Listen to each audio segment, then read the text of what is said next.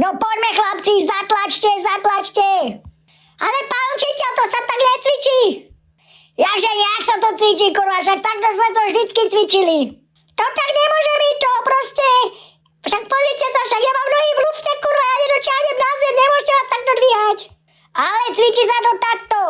Ja, Rudo, počúvaj, však ty si úplný dement, však na čo som ťa spravil tým ministrom športu, však ty si úplne športová postava. Robo, nerob si zo mňa piču, pozri sa, ja som minister športu len za to, aby som sa trošku precvičil. Však ja jelene naháňam srnky, kurva, tak neboj sa, ja to dám všetko dole. No ale takéto sprostosti, kurva, aby si s deckama točil s tyčou, však to som ešte nevidel, to je aký cvik. Presne tak, a ja mám furt ty nohy v lufte, kurva. Miško, ty ma už neser a neťahaj mi to dole, lebo už sa mi ručičky trasú, už ma bolia. Ser na to. Rudo, počúvaj, kurva, však ja som myslel, že aspoň o tom športe čo vieš, ale ty si úplný antitalent, však to máš. Ja som si ani nevšimol, kurva, keď si nemal takýto telocvikársky dres, že aký ty máš ďambor, však ty si tlstý jak prasa.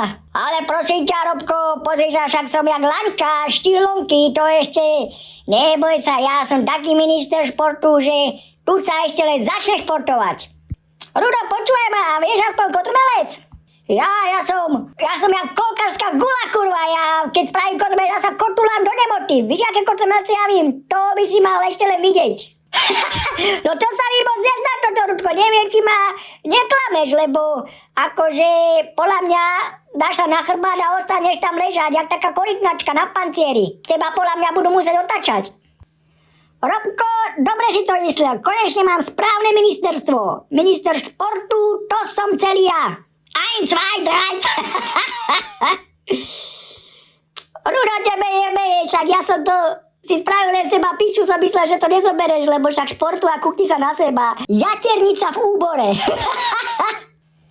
Všetci budete kurva kotrmelce robiť a s touto tyčou.